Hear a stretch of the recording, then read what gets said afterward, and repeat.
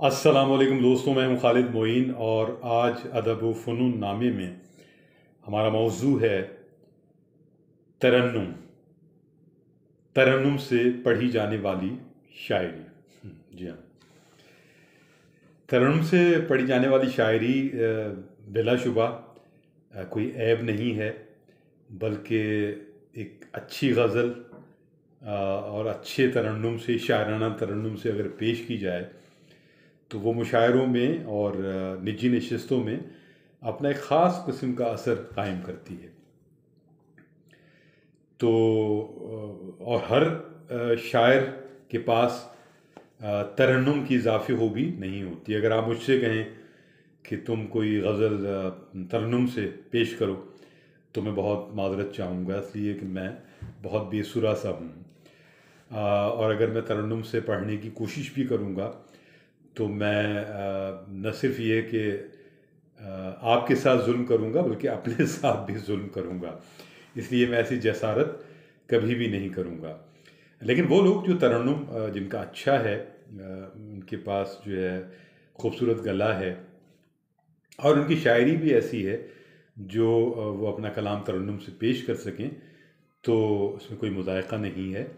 ترنم ہماری جو کہ روایتی شاعری ہے اور جو ہمارے اساتذہ ہیں ان کی ایک روایت ہے بہت خاص کہ اپنا کلام جو ہے مشاعروں میں اور احباب میں جو ہے وہ ترنم سے پیش کیا کرتے تھے ہمارے اساتذہ، یہاں تک کہ غالب بھی اپنے مخصوص ترنم سے اپنا کلام سناتے تھے اور دیگر اساتذہ بھی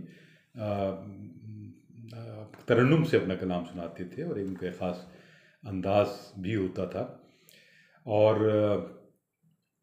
تقسیم سے قبل بھی جگر مراد آبادی صاحب کا ترنم بڑی دھوم اس کی تھی، اور مشاعرہ پیٹ شاعر تھے، اور اتنی شہرت جتنی کہ ان کو حاصل رہی جگر مراد آبادی صاحب کو، تو وہ ظاہر تاریخ کا ایک خاص حصہ ہے ان کا۔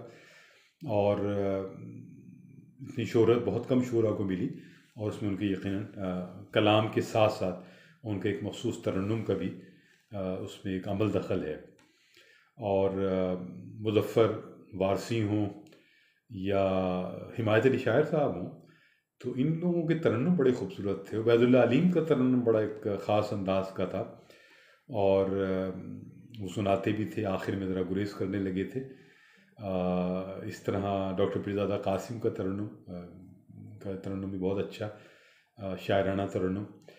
لیکن اس میں پرابلم کہاں پیدا ہوتا ہے، جہاں سے ایک الجھن پیدا ہوتی ہے۔ ناصر کاظمی کے زمانے میں ترنم سے بہت عمدہ ان کا ترنم رہا، اور وہ غزلیں سناتے تھے۔ بعد میں پھر وہ انور شعور صاحب بھی ایک زمانے میں ترنم سے کلام سنایا کرتے تھے، بعد میں انہوں نے اس کو تبدیل کر دیا، ترنم سے چھوڑ دیا پڑھنا۔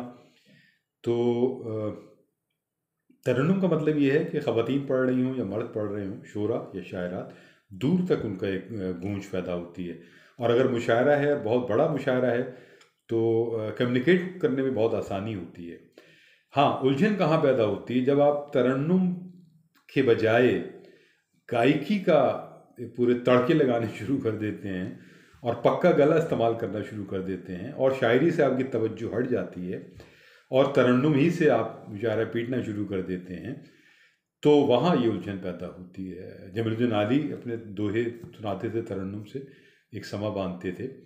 تو اساتذہ نے تو یہ کردار بخوبی نبھایا، لیکن اب جدید دور میں ہم دیکھتے ہیں کہ ترنم جو ہے وہ خاصا ناپسندیدہ سا عمل شعراء اور شاعرات میں ہے، اور بہت کم شعراء اور شاعرات ایسے ہیں جو تخلیقی مزاج رکھتے ہیں اور تخلیقی ترنم کے ساتھ ہی، شاعرانہ ترنم کے ساتھ ہی کچھ چیزیں پیش بھی کرتے ہیں۔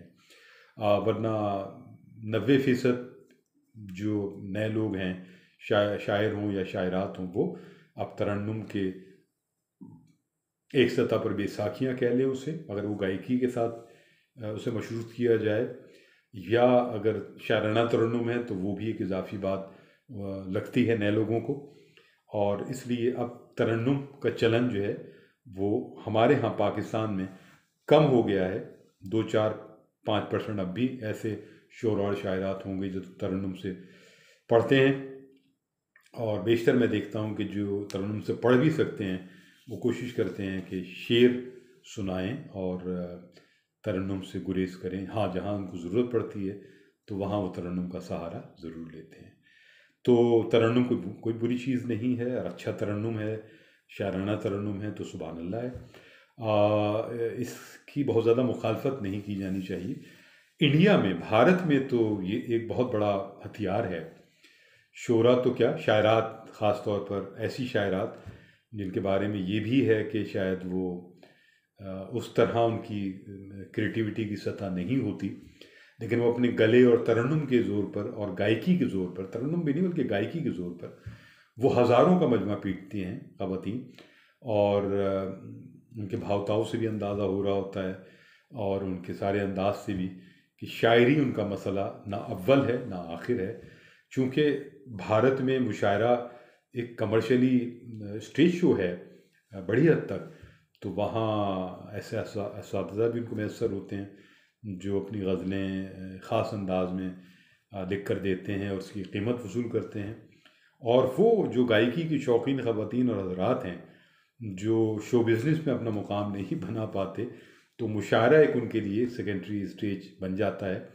اور بڑے پیمانے پہ وہاں ایسی آپ شاعرات دیکھیں گی جو اپنا سارا دھیان جو ہے لباس اور میک اپ پہ ان کا ہوتا ہے، اور بڑے پکے گلے کے ساتھ، مختلف لہن کے ساتھ وہ آپ کو اسٹیج پر بہت ہی کمانڈ کے ساتھ، اعتماد کے ساتھ غزلیں اور سامنے کی چلتی ہوئی غزلیں، رومانٹک غزلیں، گیت اور اس طرح کی چیزیں سناتے ہیں اور مشاعرہ پیٹتے ہیں. اور مشاعروں کی بہت بڑی ضرورت بھی بن جاتی ہیں بہت سی خواتین پہ. کچھ نئی خواتین آ جاتی ہیں، پرانی ہٹ جاتی ہیں.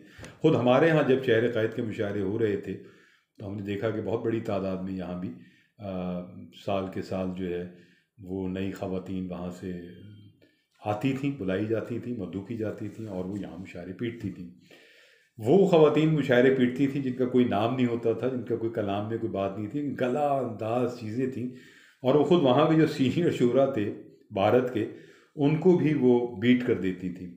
یہاں کے شاعر تو خیر ظاہر ہے کس گنتی میں ان کے سامنے، لیکن وہ اپنے ملک کے جو سینئر شاعر ہیں ان کو بھی بیٹ کر دیتی تھی. سوائے چند شعراء کے جو کہ بڑے ماسٹر تھے مشاعرہ پڑھنے میں، ان کو تو ظاہر ہے کہ وہ نہیں پیچھے ہٹا سکتی تھیں، لیکن دوسرے شعراء کو یقیناً وہ بہت ٹف ٹائم دیتی تھیں. تو یہ ترنم ہے، ترنم کی خوبی ہے، خوبصورتی ہے. اور یقیناً وہ غزلیں جو گلوکاروں نے گا دی ہیں، مہدی حسن نے گائیں، فریدہ خانم نے گائیں، غلام علی نے گائیں، اور سجاد علی نے گا دیں. اور اس طرح جو غزلیں مشہور ہوئیں اس میں احمد فراز بھی ہیں، فیض احمد فیض بھی ہیں. کلاسیکل شعراء کو تو ظاہر ہے میر اور غالب کو اور اقبال کو ہر دور میں گایا جاتا رہا، لیکن اور جو جدید شعراء تھے، ناصر کاظمی کی غزلیں بھی گائی گئیں، مشہور ہوئیں. تو اس سے نہ صرف یہ کہ شاعر کو پروموشن ملی بلکہ اس گلوکار کو بہت پروموشن ملی.